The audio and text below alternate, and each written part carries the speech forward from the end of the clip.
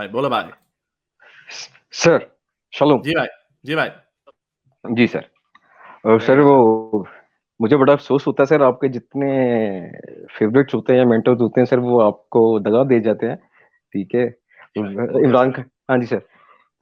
इमरान खान साहब भी, सईद अनवर साहब भी, शाहिद अफरीदी साहब भी। नहीं, वो मेंटोर तो नहीं थे ठीक है सर। सईद अनवर, वो तो तो एक वो उनका I used to enjoy them, Khan I used sahab to ने एंजॉय देम। एक और बड़ा प्यारा बयान दिया था जब ये अच्छा, तालिबान टेक ओवर किया।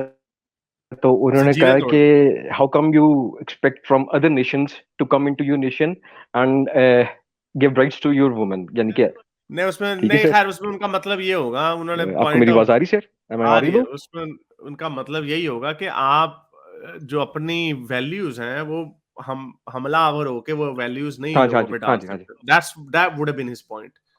उसका ये मतलब नहीं होगा कि हैं तुम्हारी ये मजाल कि तुमने हमारी औरतों को ये राइट्स दे दिए, नहीं दिए नहीं था। सर वही ना, खान साहब को सर इतना नहीं पता था गोरों ने आके हिंदुस्तान में सती का सिस्टम खत्म किया था sir. It is sort of giving right to a woman. क्या कहेंगे सर आप इसके बारे में?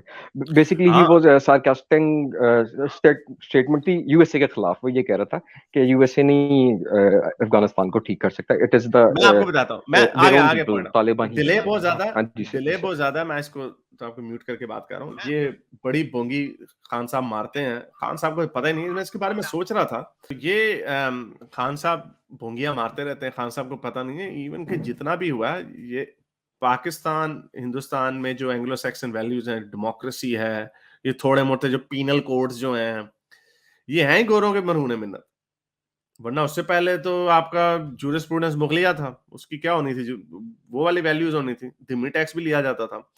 आज पाकिस्तान के जो बेचारे बिगड़े हुए, बेचारे जो उजड़े हुए हिंदू और क्रिश्चियन है, वो जिजिया टैक्स बेचारों ने दे रहे होना था।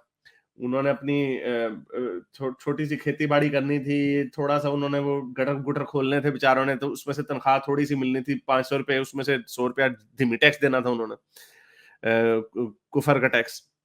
तो ये सारी जो वैल्यूज हैं पाकिस्तान और इंडिया में, वो बहुत सारी वैल्यूज एंग्लो सैक्सन वैल्यूज हैं। सती की आपने एग्जांपल बड़ी अच्छी दी है। और औरतों को, और जितने भी बाकी बाकी के भी जो ममालिक हैं, जो इवन अफ्रीकन जो फॉर्मल कॉलोनीज हैं, उधर भी बहुत ज्यादा फ्रेंच और पोर्चुगीज और इंग्लिश इन्फ्लुएंस है। तो प्रॉब्लम ये है कि अमेरिका अनफॉर्चुनेटली कॉलोनियल पावर नहीं है, ये एक इंपीरियलिस्ट पावर है। ये कॉलोनियल पावर नहीं है यहाँ पे, ये 100-200 साल नहीं रही। For colon British values to be successful in India Pakistan to some extent, वो तकरीबन 100 साल रहे यहाँ पे, 100 से ज्यादा साल रहे। अगर 1857 से शुरू करें तो 90 इयर्स बनते हैं, but they were there before that. तो वो जो वैल्यूज थी वो उनको रहते रहते कुछ 3 जनरेशन गुजर गई, ठीक है। गुलाम पैदा हुए गोरों के अंडर और मरे भी गोरों के अंडर, ऐसी भी जनरेशन 2 गुजरी होंगी। तो इधर अफगानिस्तान में वो सिर्फ 20 साल रहे हैं।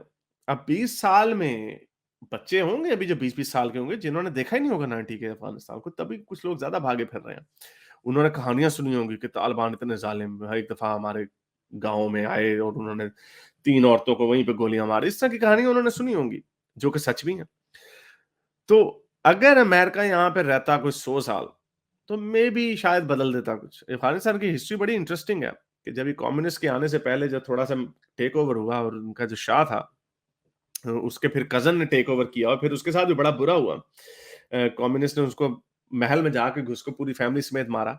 तो उससे पहले वाले शाह का क्या नाम था यार उसका, he brought so many reforms.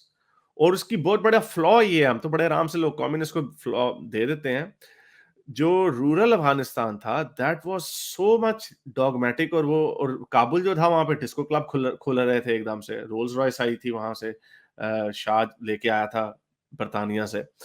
तो डिस्पैरिटी बढ़ रही थी कि ये बड़े सेकुलर हो रहे हैं, जो पूरा रूरल अफगानिस्तान था वो उसी तरह का उधर इस्लामिक फोर्सेस वहां पे उठी थी, जिनको बड़ा ब्रूटली क्रश किया था शाह ने।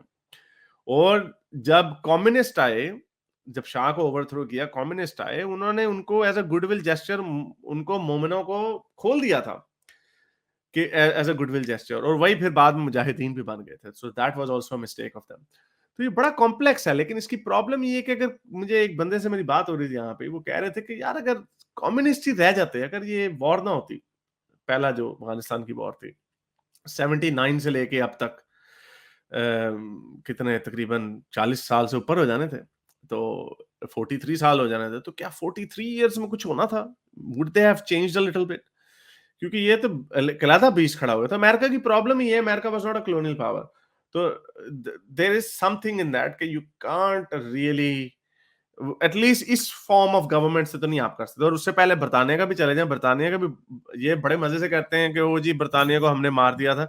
बरतानिया को इन्होंने एक रेजिमेंट उड़ाई थी अफगानियों ने, दे केम बैक इन 1839 या 1849, anyway with in 10 years they came back, और इन्होंने एक अफगानी नहीं था अंग्रेजों ने छोड़ा वहां पे।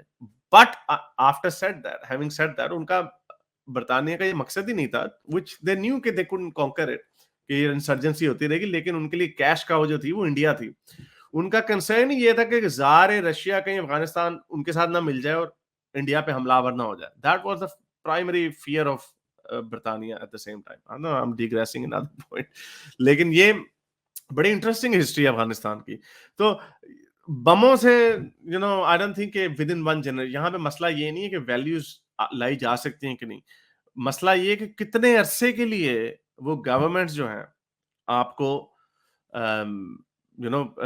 आप वहां पर रहेंगे। I think probably may be you need 3 or 4 generations। मैं हमेशा से कहता होता हूँ कि एक generation is enough to bring a change, but I think it's a bit overly simplistic. Maybe you need 3 or 4 generations to change something। हम, लेकिन हमारे पाकिस्तान का मसला ये, हम यो में है। मेरी वाली जो जनरेशन थी, मेरे से पिछली वाली जो जनरेशन थी, जो 80s में जवान हो रही थी, उनको एक और तरह का पाकिस्तान मिला था। हम 90s में जो बच्चे थे और 2000s में जो जवान हुए, हमें और पाकिस्तान मिला, और अब के बच्चों को और मिल रहा है। तीसरी क्लास से बच्चों को पता नहीं कितनी हदीसें रटनी पड़ेंगी, तो ये क्या नतीजा निकलेगा, हु नोज। मेरे इस नेक काम को जारी रखने के लिए मुझे पेपैल या पेट्रियन पे जरूर सपोर्ट कीजिए, ताकि मैं अपना पैगाम ज्यादा से ज्यादा लोगों तक पहुंचा सकूं।